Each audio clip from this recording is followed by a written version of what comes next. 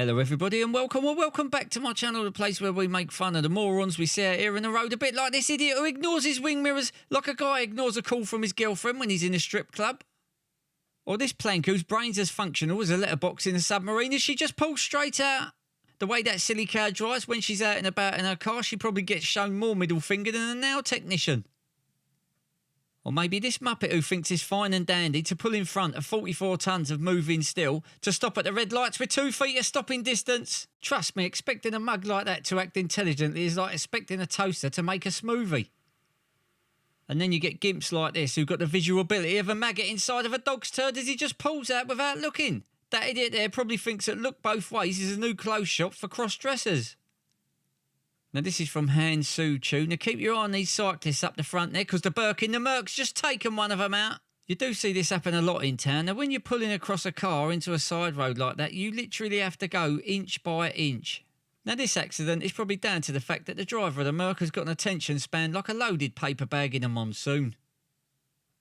This from Dennis B. Now you know society's not doing too well evolution wise when we need signs at traffic lights that say when red light shows wait here. So these pair of idiots who are as mentally stable as a Jenga tower on a bouncy castle at a kid's birthday just drive straight through, yeah, because without seeing the sign nobody knows what a red light's for, do they? Pair of armpit sniffers.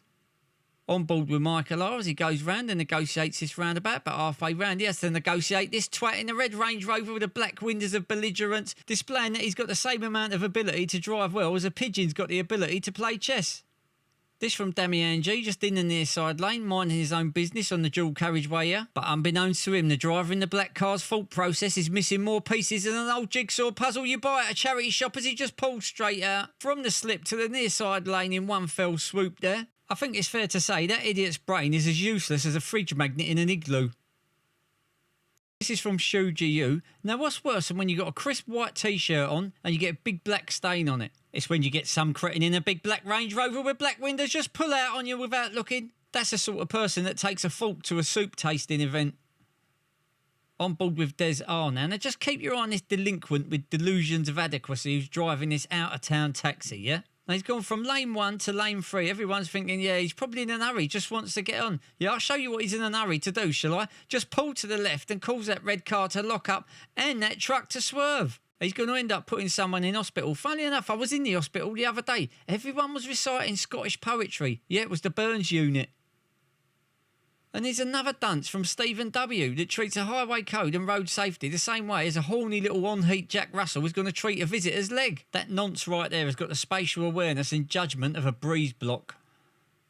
This from Ava9111 on YouTube. Just like the last clip, this is on the notorious A13. This is always why you want to keep a good distance, because you never know when something like that's going to happen. Now, I don't know why that Mercedes Vito stopped, but what I do know is that the other two vehicles done a very good job at avoiding any contact. I think it's just lucky that the traffic was pretty congested and moving pretty slowly, really. And to add to that, I would have left a much bigger stopping distance than that. Here we go, behind a black BMW at night in the left-hand lane with no indicators on. Where's he going to go? He's going to chuck the right. That's where he's going to go. Indicators? What indicators? But hang on, just released today. Indicator fluid. Recommended and authorised by BMW, Mercedes and Audi. So, if you drive any of them 3 makes of cars and you've got black windows fitted, 4D number plates, and you walk around with your jeans pulled down with your arse sticking out like some backwards window licker, this is for you. Get some today. Now, staying on the theme of the backwards window liquor, we got this from Rob B. Now, nothing quite says I'm more inbred than Lurpak, and I enjoy watching dogs mating in the park like riding on the bonnet of me mate's BMW. In case you missed it, here comes the future doctor or neurosurgeon right now. See that moron right there? He's the reason the term, "ah, bless him," was invented. Now this is an interesting clip from Gareth W and it answers a lot of questions, let me tell you. You watch a lot of these videos and you see so many morons, you think, what the fuck's going on? And then you realise that some of the driving instructors are as confused as a duck in the Gobi Desert. That's what's happening. Unbelievable. This from Van Tramp and Chicken on a Chain, and what we're looking at is a driver of a mobile car park who's got the mental judgment and reasoning of a damp sock who thinks 3 metres stopping distance is enough. Seriously? Here, remember Mr. Red Driving School driving instructor from earlier? Here's one of his old students recently passed out still with the P plate. Both hands on the wheel looking straight ahead but still fails to see the car in front. Instantly puts her hands on her head to make sure it's still there. But not to worry, if she did lose her head it'd only make an aesthetic difference. Now, we all make mistakes when we first start driving, but come on, man. You're looking straight ahead and you hit the car what's in front of you. Secondly, look how she's got all the crap piled up on the passenger seat. There's no way she can see the near side wing mirror from there. Anyway, good luck, love. Right, if any of you lot ain't got a dash cam and you want one, here's your chance. Go down in the description down below, click on the link, use promo code RM15 at the checkout and get yourself 15% off a Road Angel dash cam. Now, this is a funny one from Digital Talk. Nice country road, everyone's driving sensibly, no one's speeding, but Mr. Enterprise, who's just had a big surprise, has just spun right out. Now, have a look at this clip again, yeah? Because I've watched it a good few times and I can't find any reason for this to happen. Even if he pulled the handbrake up, he was going round a right-hand bend, so the back end should have gone over to the other side. Yeah, that's a weird one. What do you lot reckon? Anyway, this is Road Morons, not Crash Detectives, back to taking the piss out of people, and we're on board with Phil G. And this is exactly how you undertake a car and join the motorway when your brain functions as well as a tissue umbrella. Here's more motorway nonsense from Steve T. Now keep your eye on that little silver car. He's overtaking Steve. Now he's overtaking the other truck. Why has he done that? Because he's going to cut straight to the slip road. That's why. Now when it comes to driving, there's so many out there that are just like a VHS cassette in a world of DVD players. So from a motorway to a dual carriageway, in this from Fergar, trucks in the left, Fergs in the right. So now no one else can overtake, can they? Well, no one apart from this donut who couldn't win a steering competition with a mirror. This is from Brian 10. As you can see, we're looking at a bridge. It's a low bridge, which means big things don't go under it. But the smooth-brained bus driver who confronts a low bridge the same way as a blind rat would confront a glue trap just drives straight under it and takes the roof clean off, with people up on the top deck. Now, a lot of people on that bus were injured and taken to hospital due to this bus driver's low IQ and negligence. And last I heard on the news, the driver had actually been arrested over it. I'll put the link to the news article down below in the description.